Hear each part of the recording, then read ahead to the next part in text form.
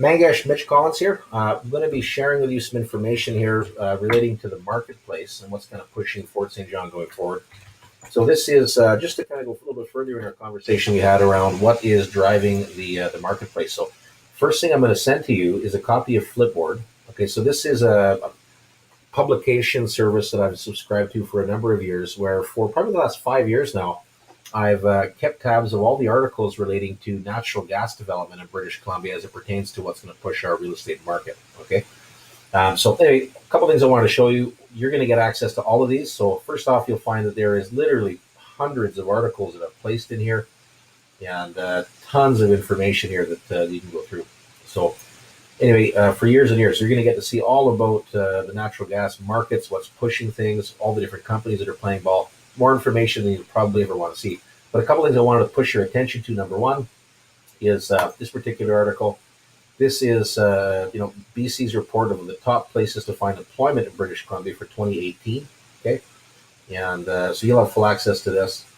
So northeastern oil and gas powerhouses, Fort St. John and Dawson Creek, return to the top three. And we've been historically the number one place in all of BC to find employment. So let me go down here. I'm just going to show you a little bit here. So Fort St. John is number one, the top place to find employment in BC, which is the strongest economic province in Canada.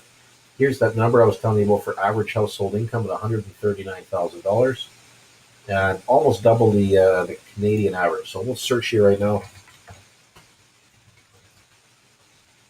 So average Canadian household income looks like 2017 is probably the closest one that we have.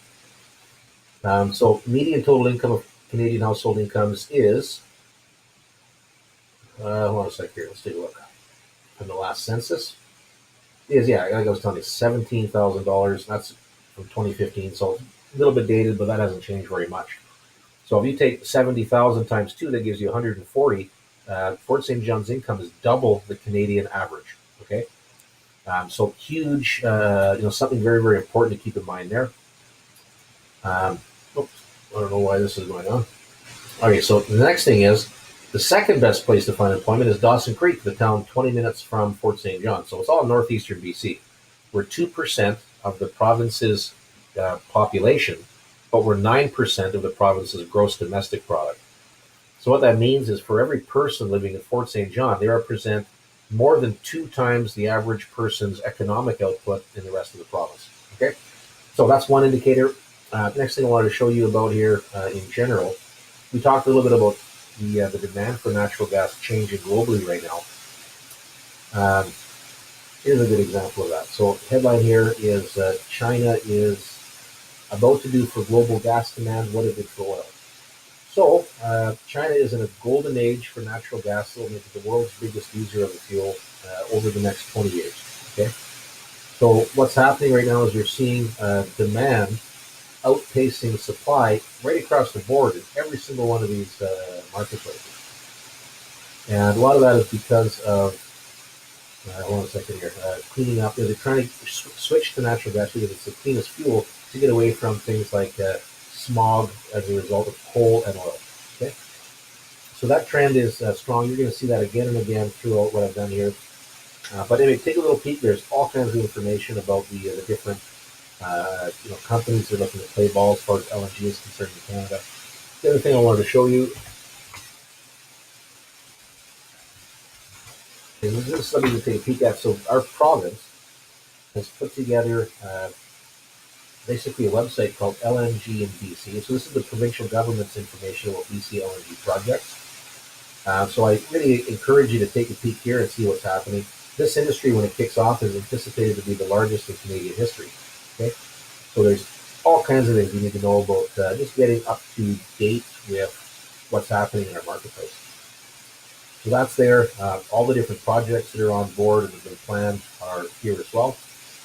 So this is taking a minute to organize, but what you're going to see is each one of these circles here represents a company that's intended to take a supply of natural gas from this area, ship it down, and these are all different terminals that are planned on being built to ship gas across to China, Japan, India, Korea, and the other emerging markets over here.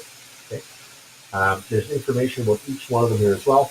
The one that I want to spend a little bit of time on is LNG Canada. This is Shell International's major play.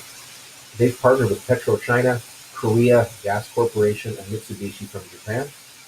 So each one of them has bought into the project. This project is expected to come online or start construction this fall from every notice that Shell has given us. The project here is over a $40 billion investment, the largest single investment in Canadian history. And this is just one of the companies planning on natural gas development to export it outside of North America. So on top of that, let's talk about the property itself. So what I want to do, I want to show you, we're going to take a look here at the Energy Park website, so energypark.ca, another great place for you to go. You click under the Investors tab, wealth of information here that I've personally built to create just some market awareness and market knowledge around some of the things driving our marketplace. So it looks like my internet connection is a little slow, but in this tab, there's videos about Fort St. John, northeastern BC, the LNG fields.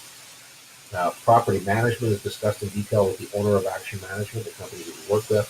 There's a video about the hospital. You can click this video and see the subdivision itself and where we are relative to the rest of town. Floor plans, we've got, gives you a good example of some of the homes that we're having built right now. So the home that I'm telling you about, the duplex plan, we haven't got on this list because we haven't built it since phase one, but we have built it several times.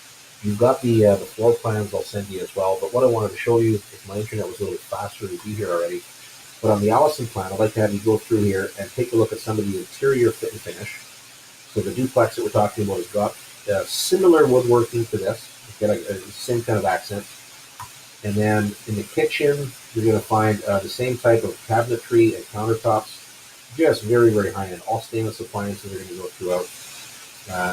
Enough to make anybody super, super thrilled about living in the home. So again, great high-end property. We're going to attract high-grade tenant profiles throughout as well. So feel free to scroll through this one. It gives you an example of what the fit and finish is going to look like in the property. Okay. So that is there. And I suppose the last thing I wanted to go through then is the pro forma for the property itself. So the email that I'm sending to you right now, the email that I just sent to you, I'm going to click into it here.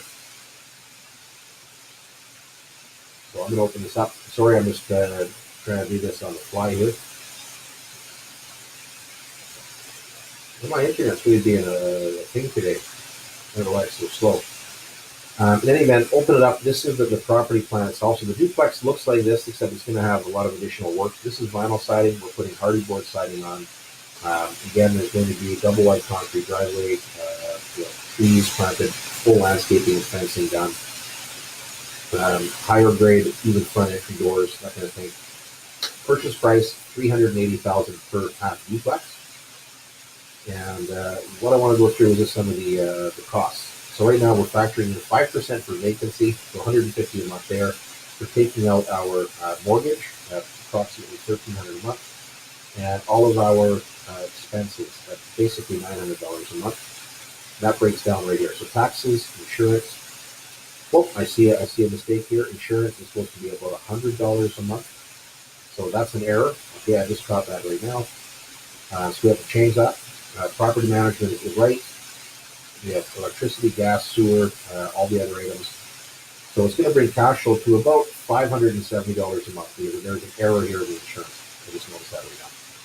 So $570 a month is based at $3,000 a month of rent. And we're seeing, anywhere between $3,000 and $3,600 a month for similar units right now, fully furnished with all the improvements in. So there's a very good chance if you get $3,500 a month, your expenses will stay the same. This will jump over $1,000 a month cash flow per half duplex. Okay. Any questions on that? Give me a shout. But between the duplex and the market information I'm supplying, hopefully that gives you a clear indication as to what's kind of happening in our marketplace. Any questions? Give me a shout. Have a fantastic weekend, my friend. I'll be in touch.